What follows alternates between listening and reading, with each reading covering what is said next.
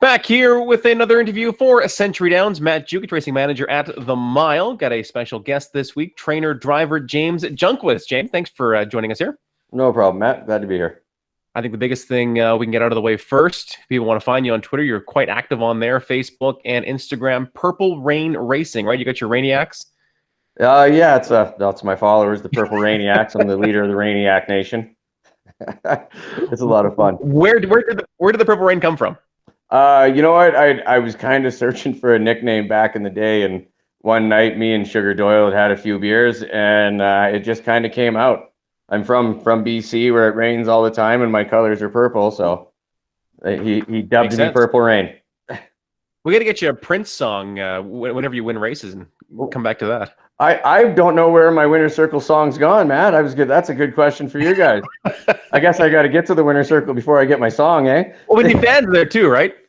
Well, exactly. Yeah, so hopefully we can get that back soon. Of course, Sugar Doyle back joining us here in Alberta. First night last night back in the booth. Did you catch the thoroughbred card here at the Mile? Uh-oh. Hey, I'm back. There you go. Sorry, I got to use my own Wi-Fi. We were talking about you're talking about Sugar there, giving you the nickname Sugar Doyle back in Alberta here. Did the card last night at the Mile, first time back in Alberta. Did you catch any races there from Shug? No, actually last night is it's WWE night, wrestling night at my house. Oh, there's like NXT yes. and SmackDown. And I'm the oldest 42-year-old, 16-year-old at my house, so What happened last night? Do you want to go through a recap or fill in the people, or should they just jump on Twitter? Just jump on Twitter and you'll see.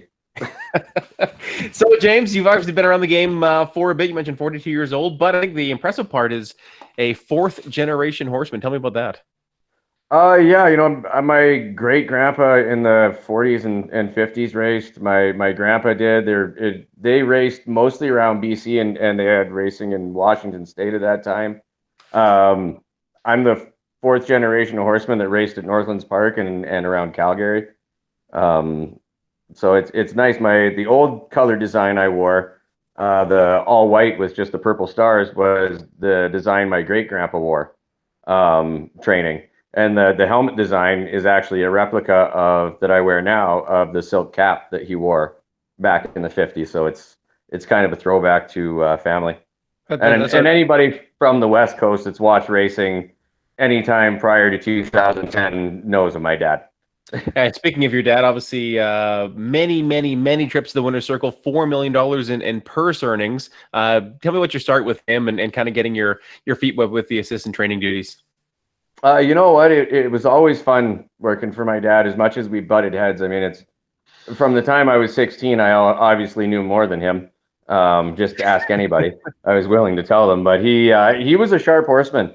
I learned so many things from just being in the barn with him that nowadays I take for granted that some people miss on, and the opportunity to work with horses like Rich Jan was a killer. Creative Girl was Mare of the Year in BC and Alberta in the same year.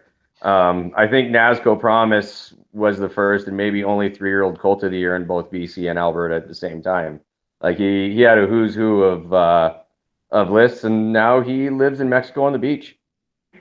Not bad. Yeah, can't complain there. I think that might be a dream for a lot of people. So had a great career as a trainer. You got kicked off as a driver here in Alberta. How long have you been driving? Since '98. I've been around quite a while.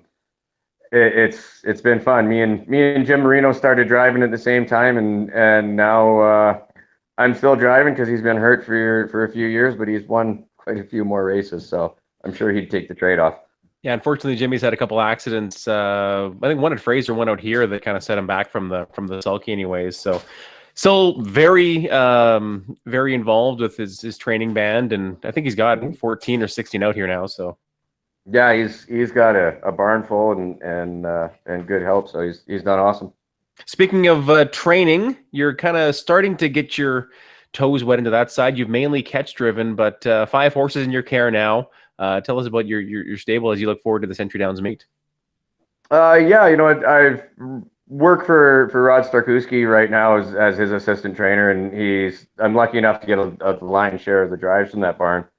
But it's as we're moving forward, I have the opportunity to pick up some more horses. I have an owner from Ontario, Bill Beecham, who's partnered up with me, and we bought JK LMNO together, who is the most expensive thing I've ever bought in my life, let alone half of something. So every day I'm terrified when I come to the barn, something may be wrong. And we partnered up on Captain Terminator and a couple others. Jerome Bouvier from the coast sent Chocolate Terror out to me this year, which is super cool. But that was kind of a feather in my cap to pick up her, and she raced very well last weekend.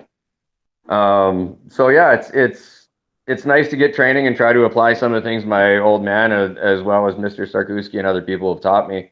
And hopefully this winter I'll have enough I can maybe be on my own after stake season. So you mentioned driving the lion's share for Starkowski. He kind of had a fun role up here at the mile last year when it came to the fun for fans there in Sherburne's Blue.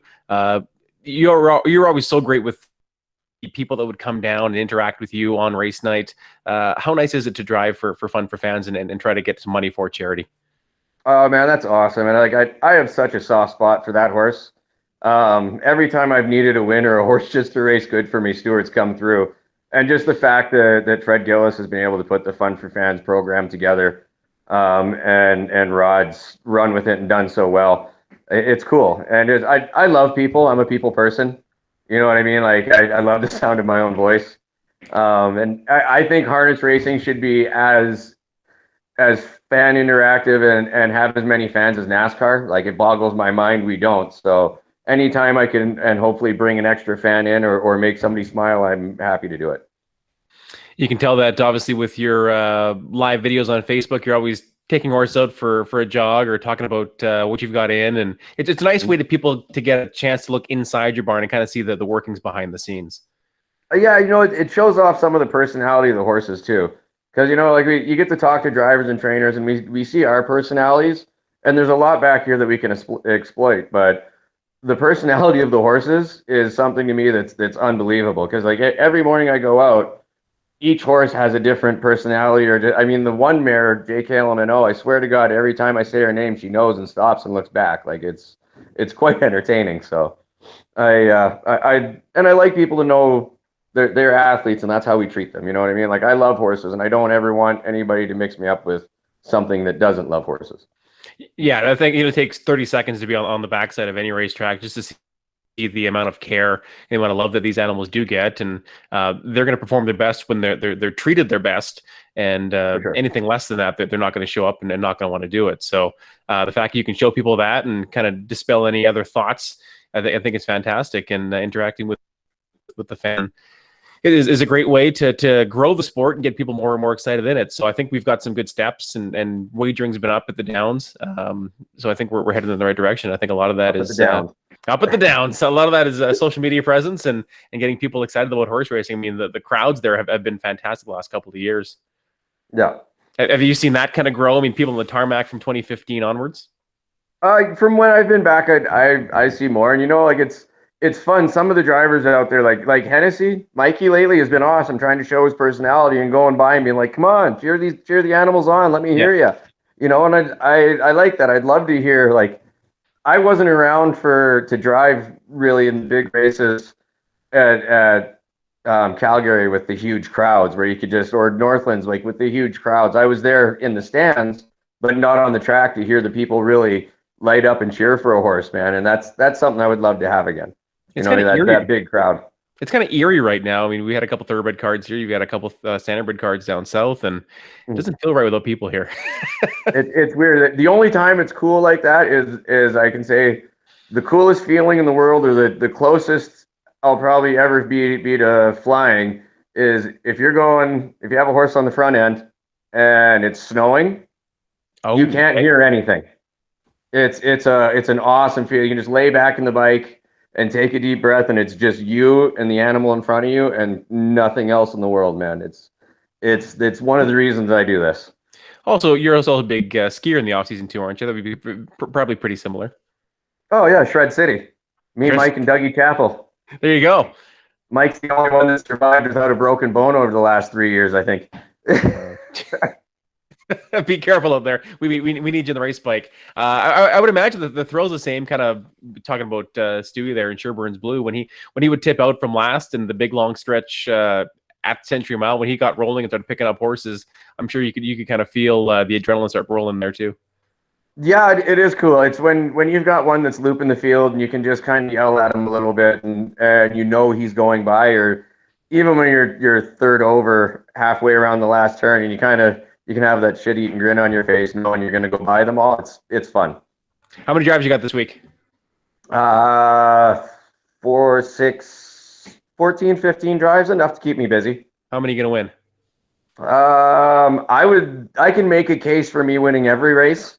Good. I mean, there's never a time you'll ever watch James and think, geez, I don't know, maybe he could have got more, because I'm usually giving him a pretty honest shot, but I think I got a legit shot on 5. Nice. Well, good luck this weekend. Hopefully you can cash those 14 or 15 drives home, and then the Purple Rainiacs will make a boatload of money. Well, I'm hoping we can give Rob some fits on the morning line, giving everybody my Purple Rain value play of the week too. Nice. Right on. All right, buddy. Thanks for taking the time. Thank you, bud. Thanks, James. All right, bye.